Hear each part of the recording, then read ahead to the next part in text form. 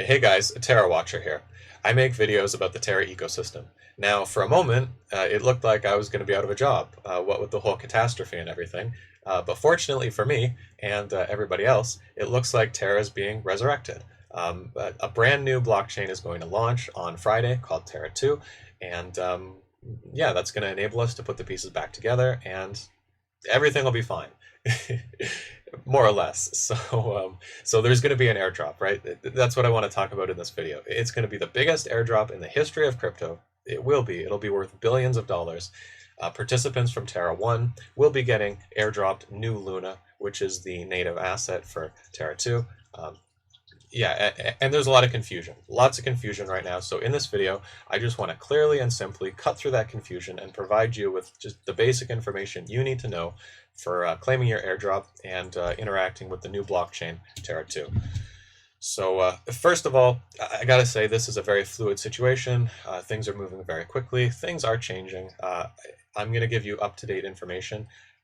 And I believe my information is completely accurate, although I will admit, over the past couple of days, I made a little bit of a mistake. I tweeted out that the Genesis unlock would be in a bonded state. That's not going to happen. Somebody corrected me, and if you read Doe's proposal clearly, or closely rather, it says, all tokens locked or vesting are staked at Genesis and must be unbonded to become liquid. So your Genesis unlock, by definition, is not going to be locked, so it won't be staked. It's going to be liquid. So you will have access to that Genesis unlock right at the beginning, which is May 27th. Coming up very fast. So let me lay out the details for you. Now, Terra 2 is going to be a brand new network. It's not going to be a fork. It's going to start from, here we go, from 0. It's going to start from block 0, and it's not going to be a fork. However, you're going to have all the same addresses. So if you controlled an address on Terra 1, you're going to have the same address on Terra 2, and you're going to control it in the same way. I've been told that this whole event is going to kind of be like a network upgrade. That's how it's going to feel for users. It's going to be like upgrading from Columbus 4 to Columbus 5. So it should be kind of seamless, I think. You might have to download an upgrade or an update for Terra Station, maybe, but it should be pretty seamless, and you're not going to have to click a button to get this airdrop. Your new Luna airdrop is automatically going to be in your address. It'll just be there. So 70% of your airdrop is going to be locked, and therefore it will be bonded. Now, I assume that you can delegate that portion to whatever validator you want, and I assume that you can use it to participate in governance, and maybe you'll even be able to get staking rewards on that portion of your airdrop while it is locked and bonded. I'm not entirely sure about that. I just know that 70% is going to be locked and bonded. 30% of your airdrop is going to be liquid at Genesis. So there you go.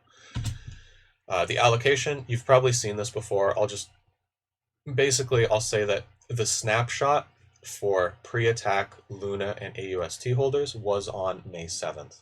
The snapshot for post-attack Luna and UST holders is going to be on May 27th. So these two assets are currently changing hands right now with the expectation of that airdrop, because the snapshot is going to happen in the future. I guess it's going to happen in the next day or two. So 30% of your airdrop is going to be unlocked at Genesis. You'll be able to transfer it right away. It won't be bonded. It'll be liquid. However, the remaining 70% is going to be bonded. So it'll be locked and bonded. It's going to have a 2-year linear vesting schedule with a 6-month cliff. Now, for those of you in the room who are not venture capitalists, let me just briefly explain what that means. That means that 70% of your airdrop is going to be released or unlocked, basically, block by block by block.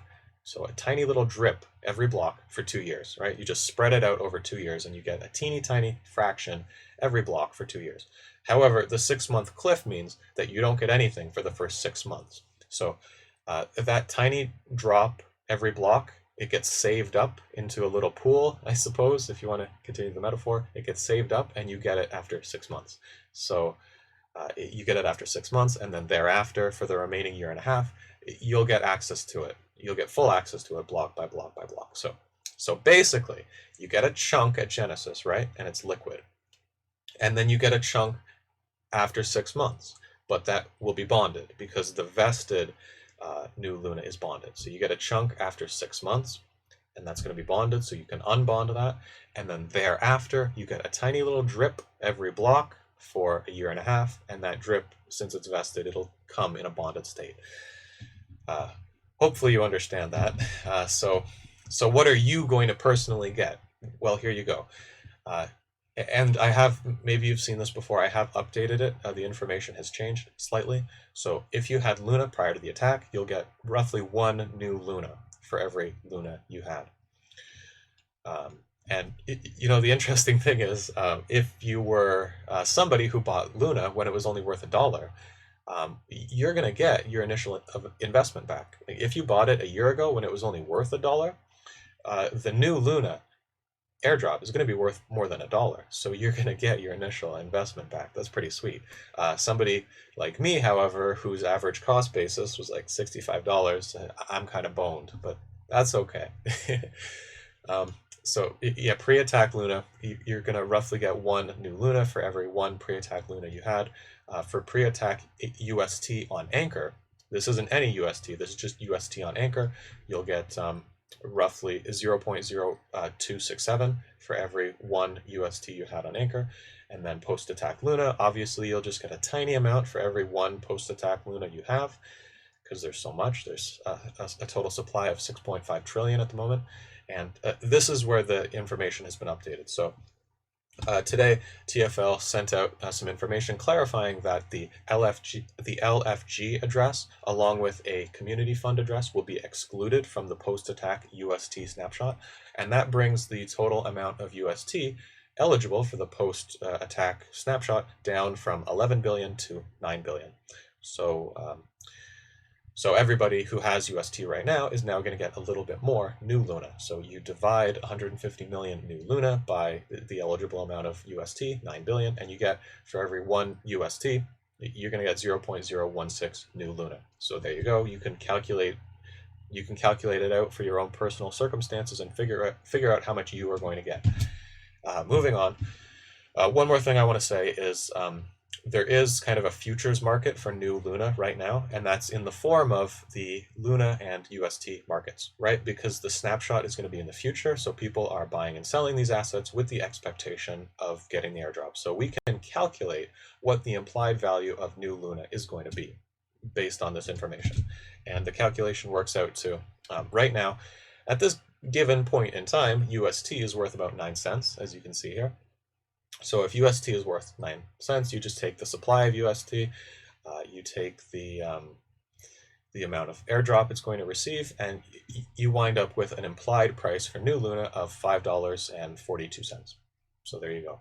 That's what the market is telling you new Luna is going to be worth. And by the way, that's what the market is telling you new Luna with a 2-year vest is going to be worth. So liquid new Luna is probably going to be worth more. Because why would you buy UST right now with the expectation of getting this airdrop if you thought that the price of new Luna would be lower at Genesis when all that liquid, when all that Genesis unlock gets dumped? Like, the market is telling you that the price is not going to go below $5.42.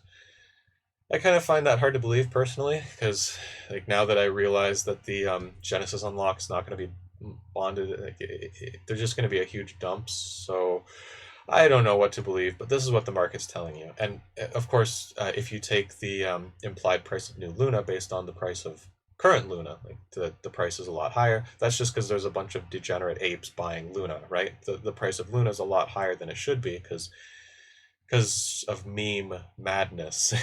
Meme madness has descended on to Luna, and now the price is way higher than it should be if you just value it based on the value of the airdrop, and you make it relative to UST. But anyway, okay, what did we learn? Let's wrap things up. So Terra is being resurrected, it's being put back together, and you're going to have the same addresses, and the airdrop is just going to appear in your addresses. You don't have to click a button, you don't have to do anything, it'll just be there. You'll have the same addresses. You may have to download an update for Terra Station, but it should be pretty seamless for the users.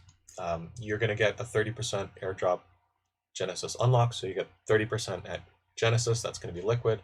and then the remaining 70%, right, it vests over 2 years with a 6-month cliff.